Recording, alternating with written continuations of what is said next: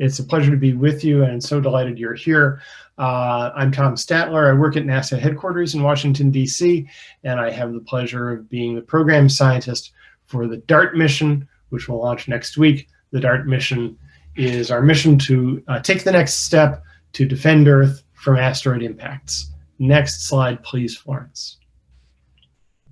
So let's start with just an overview of where we are in our solar system and where the asteroids are. So these two diagrams are a top-down view looking down on our solar system. If you look at the left-hand picture first, that's a map of our inner solar system showing the sun, the small yellow dot at the center, and then the colored circles indicate the orbits of the inner planets, the innermost one being Mercury, then Venus. You'll see the orbit of Earth is labeled and it's blue because the Earth is blue. The orbit of Mars is labeled and it's red because Mars is red, and the orbit of Jupiter. And I think it's a little bit difficult to see on the diagram, but that whole picture on the left-hand side fits into the innermost zone on the picture on the right-hand side, which shows the outer solar system, Saturn, Uranus, Neptune, and also the orbit of Pluto. There's a little box in there that Florence is showing, and that's the whole left-hand picture, the whole inner solar system. And all of this is to scale. Of course, all of the planets at this scale are far too small to see if I were to try to draw them on the same scale. And even the sun, or that is the dot representing the sun, is far too big if I were trying to really make this a scale model of everything. But it does show where things are. And the colored bands in both of these pictures very, very roughly show where the major populations of asteroids are in our solar system. And that's one of the key points to know about, that it's not just asteroids in one spot. We've come to understand that there are many different populations and different, genuinely different types of asteroids in our solar system. Now, of course, the Earth is orbiting around the sun, the other planets are orbiting around the sun, and the asteroids are also orbiting around the sun. Asteroids that never come close to Earth's orbit are never going to be dangerous. And so the big green band in the left that indicates the main asteroid belt, this is where the orbits of many asteroids, possibly most asteroids in our solar system, are between the orbits of Mars and Jupiter. These main asteroid belt asteroids are never dangerous to the Earth because they never come close to the blue circle that represents the Earth's orbit. Similarly, the Trojan asteroids, two very interesting groups of asteroids, those blue clouds that share the orbit of Jupiter, that's where the Lucy spacecraft is heading, and those are never dangerous to Earth either. And of course, the trans-Neptunian objects far out beyond the orbit of Neptune on the right, which include Pluto and other now famous objects like Eris and Quaoar and others, those are never dangerous either. But back on the left-hand diagram, in the inner solar system, this purple region indicates those asteroids that have come in temporarily into the inner solar system from the inner part of the main belt. They orbit around in the zone of the inner planets, including the Earth. Those asteroids can cross the orbits of the Earth, and those are the near-Earth asteroids. And then a subset, a small fraction of the near-Earth asteroids, are called potentially hazardous asteroids. Those are asteroids whose orbits really do come close to the orbit of the Earth.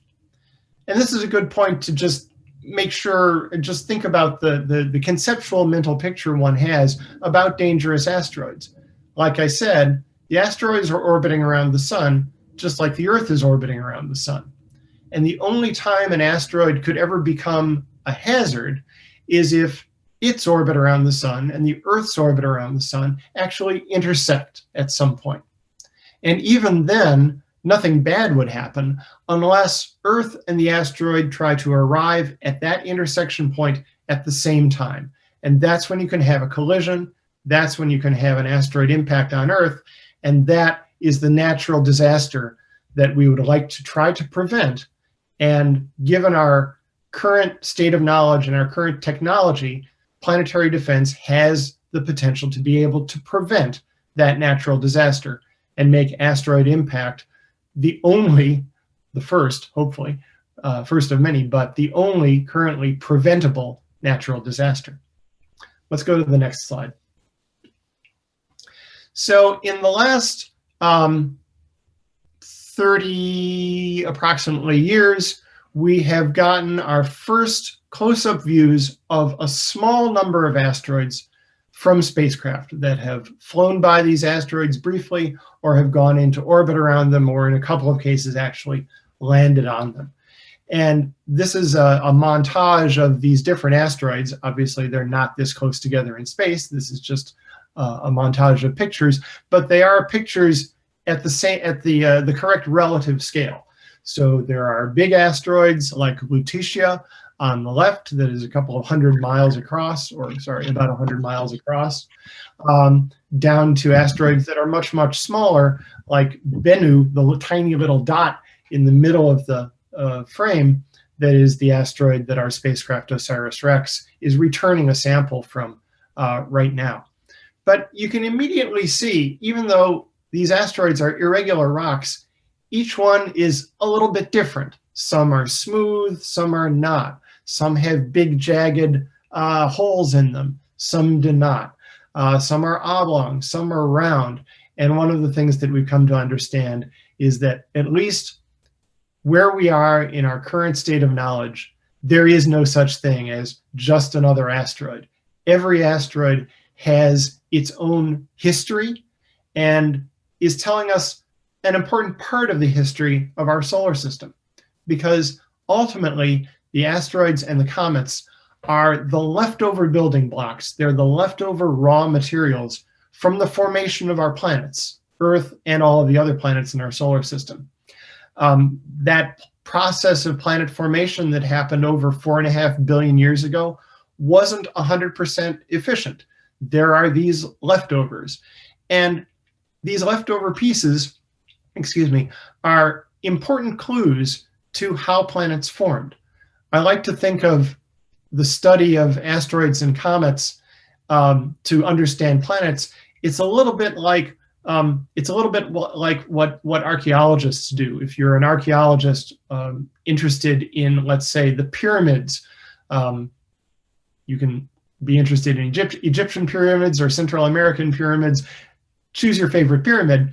But if you want to understand how a pyramid was built, well, you can look at the outside of the pyramid, you can climb on it, you can look at the outside, but that doesn't tell you much about what's in the interior, because it's all the formation, all the building is done.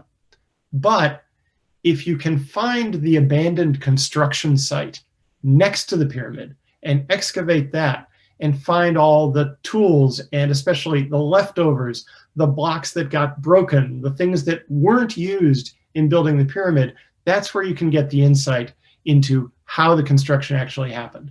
So that's what we're doing when we study asteroids. We're trying to understand what is in the insides of planets that we can't see now by studying the leftover bits left over from that formation.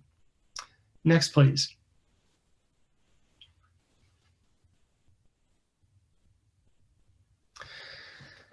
Now, getting back to planetary defense.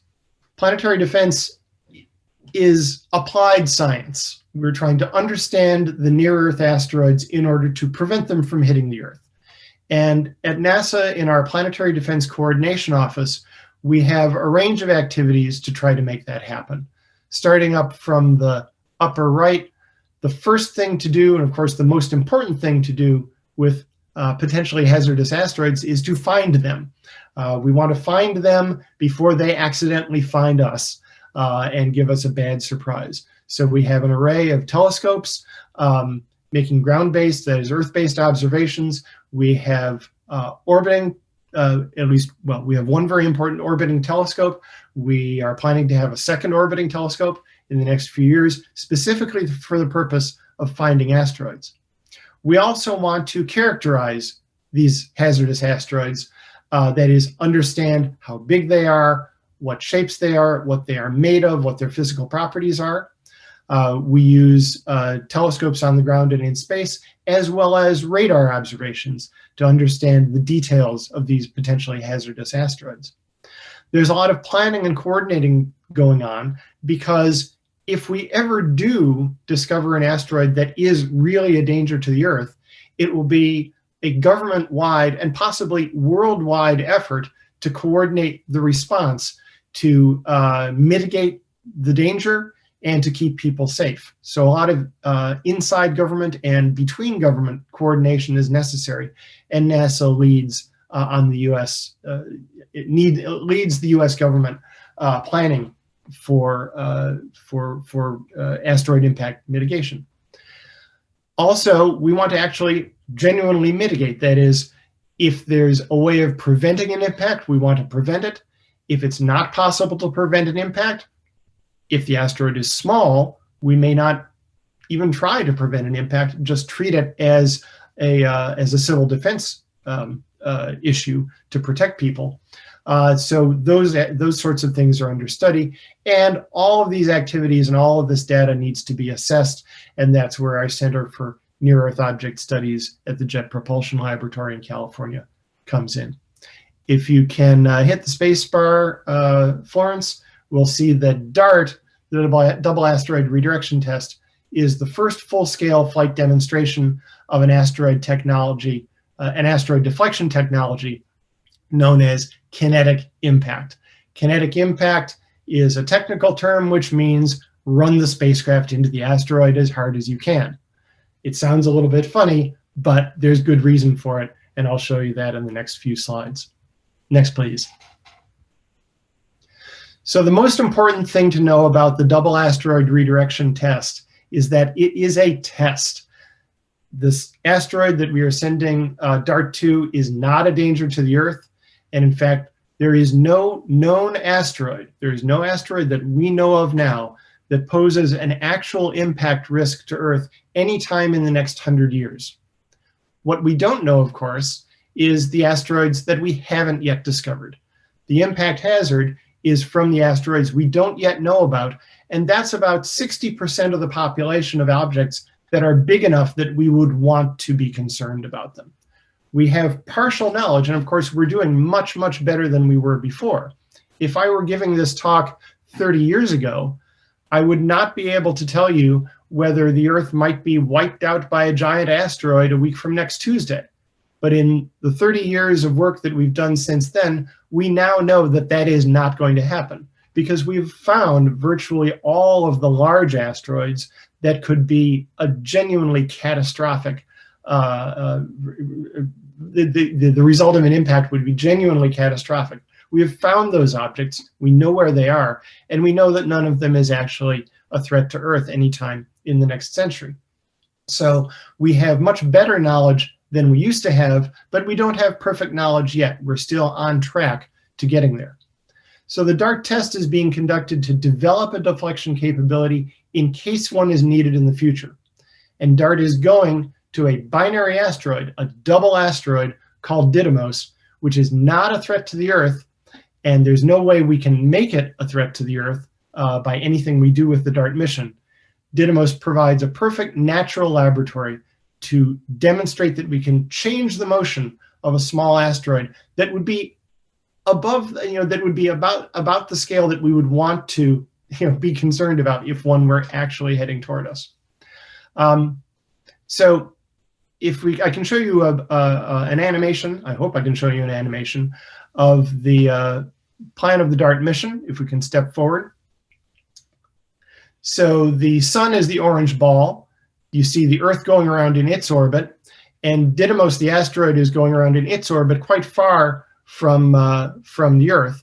DART launches, goes onto an orbit still around the sun, very close to the Earth, swings down below the Earth's orbit, and next September meets up with Didymos around September 26th, maybe a few days later, depending on exactly when we launch. We're doing it this way so that when the spacecraft arrives at the asteroid is close to the Earth for communications purposes. It's not close enough to be a danger by any means. It's still many millions of miles away. I've forgotten the exact number. I believe it is 11 million kilometers. I would have to go back and check that. I'm sorry for not remembering a number that I should have remembered.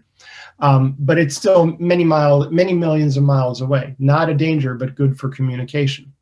Next slide. Now, when the DART spacecraft gets there, its job is to do one thing. There are two asteroids in the Didymos system. There's the larger asteroid Didymos, which is about 780 meters across, and about a kilometer away from it, in orbit around it, is a smaller asteroid called dimorphose, which is about 160 meters. That's about the size of a small football stadium. It orbits around the larger asteroid in the weak gravity of that asteroid at a phenomenal speed of 7 inches per second. And at that rate, it takes 11 hours and 55 minutes to orbit once around. That's a perfect laboratory for us, because when we execute the kinetic impact on the small asteroid dimorphose with the DART spacecraft, we expect that we're going to change that orbit. We're going to change the orbital period from 11 hours and 55 minutes to something around 11 hours and 45 minutes. It might be 42, it might be 47, it might be 51. We don't know. And that measurement of exactly how much we change that little asteroid's orbit by, that's going to be the key measurement coming out of the DART mission. And I'll show you how that works in a second. Also, before the DART spacecraft arrives at dimorphose, it's going to drop overboard a little CubeSat about the size of, well, about the size of that. You could hold it in your hand. It's called LiCiaCube. It's contributed by the Italian Space Agency. And LiCiaCube will separate from the DART spacecraft, will maneuver to offset to the side so it doesn't hit the asteroid. And it will follow DART in about 3 minutes behind, observe, take pictures of the impact. If we're very lucky, we might get a picture of the impact crater that's made by DART. And as it flies past, it's going to be able to show the material being blasted out of that crater. We call it the ejecta because it's ejected from the surface of the asteroid. And then, of course, it will also be able to do something that DART can't do, which is to go around the other side and look back and see what the shape of the asteroid is from behind. It's a really tremendous collaboration between these two small spacecraft. And the whole, well, I'm getting ahead of myself a little bit, so let's just go to the next slide. I already said this, so let's just skip over it. Go to the next slide.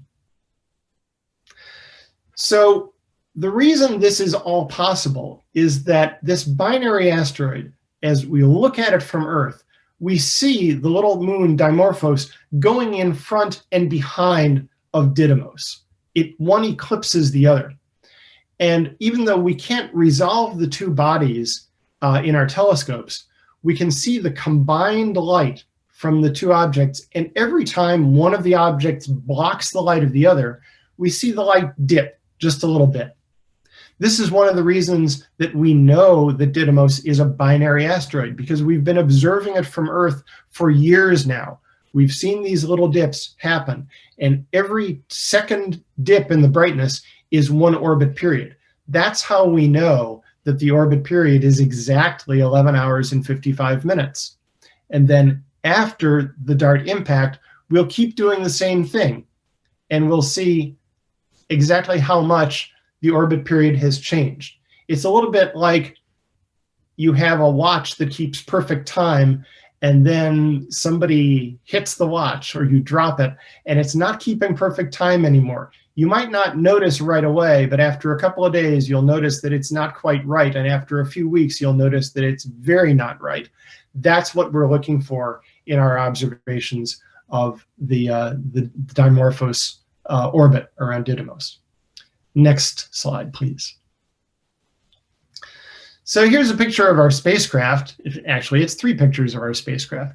Down at the bottom You can see it with its solar arrays fully extended. That's the way it will look in flight after launch. The other two pictures are top and bottom views of the spacecraft all folded up the way it's going into the nose cone of the rocket, the payload fairing of the rocket.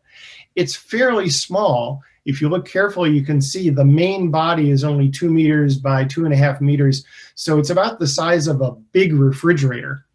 When the solar panels are all extended, it's pretty big. It's 18 meters across. 18 meters is about 50 feet or so. So it stretches its wings out a long ways. It's got some interesting technology in it.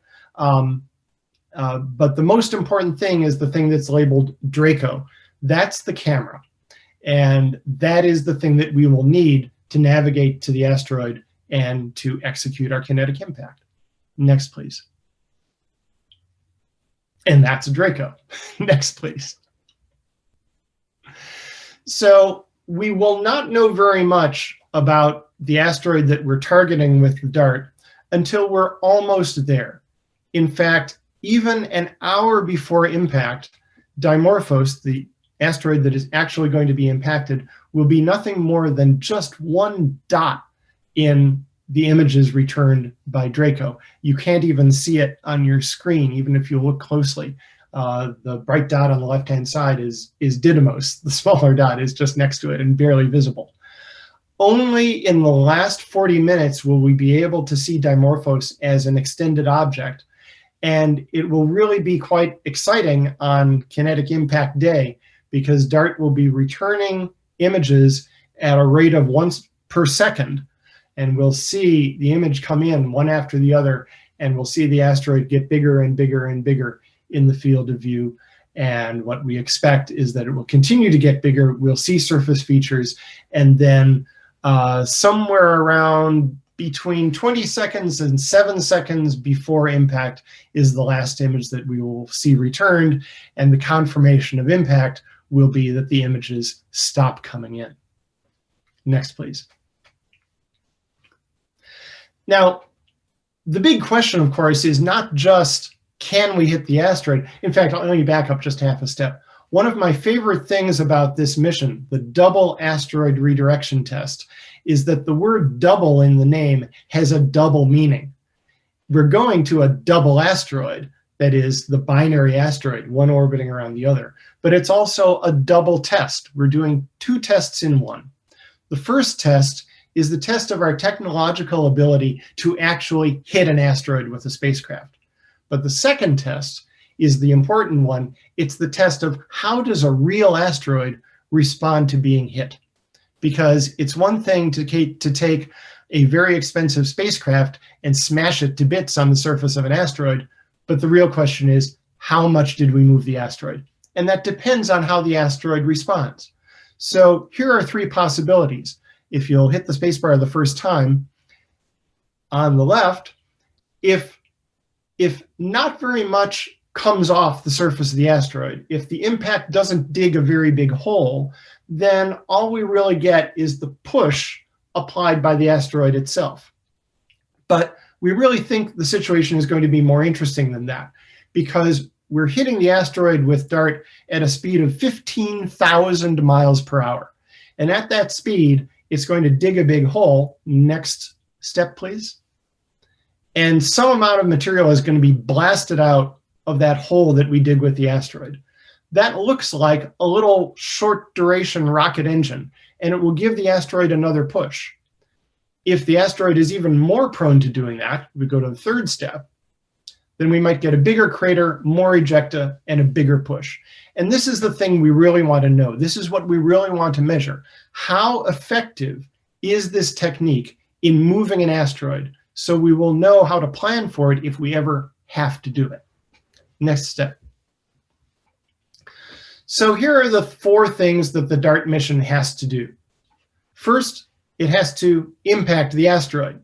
Second, it has to change the binary orbital period. Third, the investigation team has to measure the period change.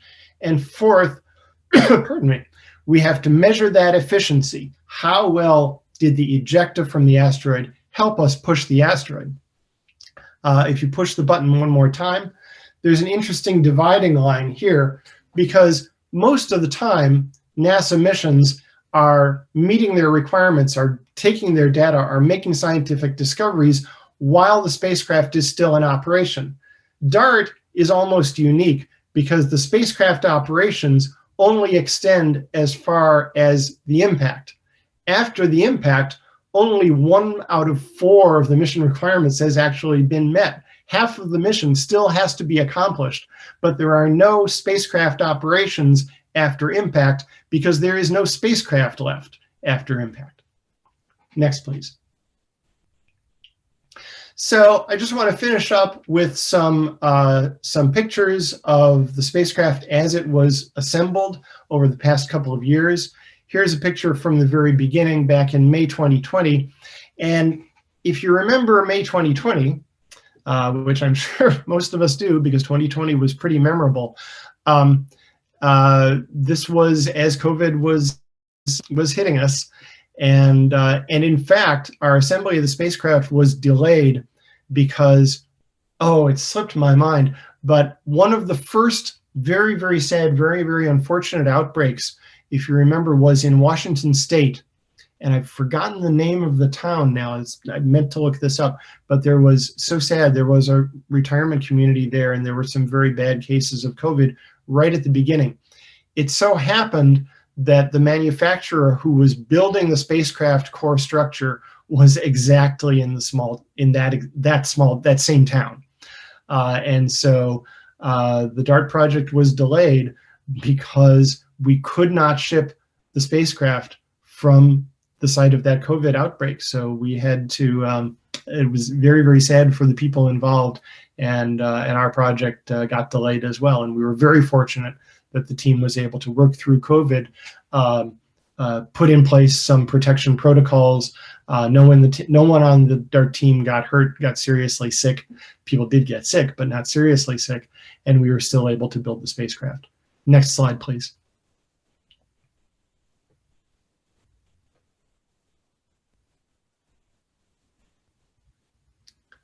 Are we stuck? Can we go to the next slide? There we go.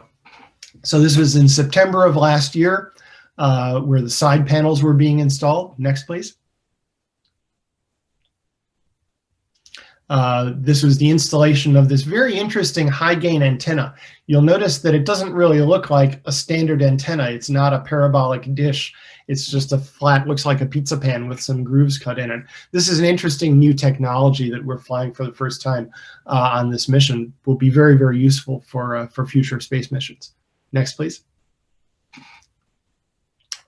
Here's another new piece of technology being tested on the mission. It's called the Next C thruster. I don't have time to talk about it right now, but anybody can ask if you like.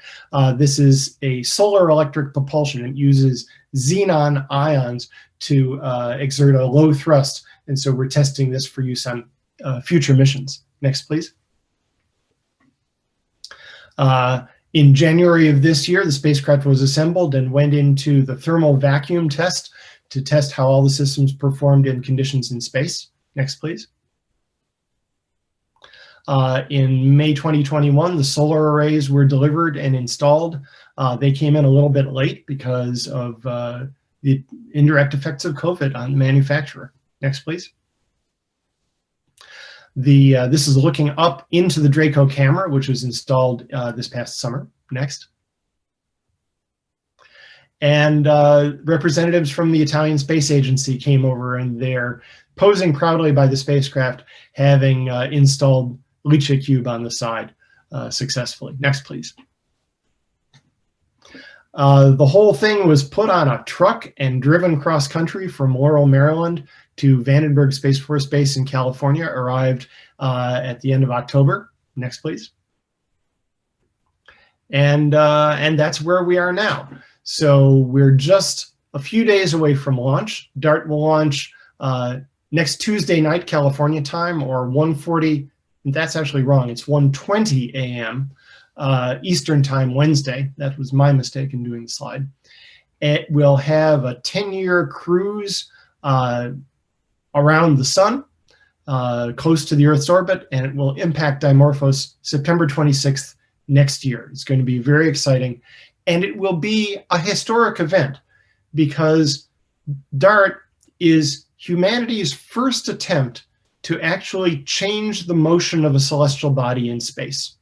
We're doing it for good reason. We're doing it to protect Earth and to prevent this natural disaster that has happened countless times on Earth and has changed the course of life on our planet. But that's enough. We don't need to have asteroids hitting the Earth anymore, and we're going to do what we can to make sure that doesn't happen again. I think that was the last slide. Yes, it was. Thanks very much for listening.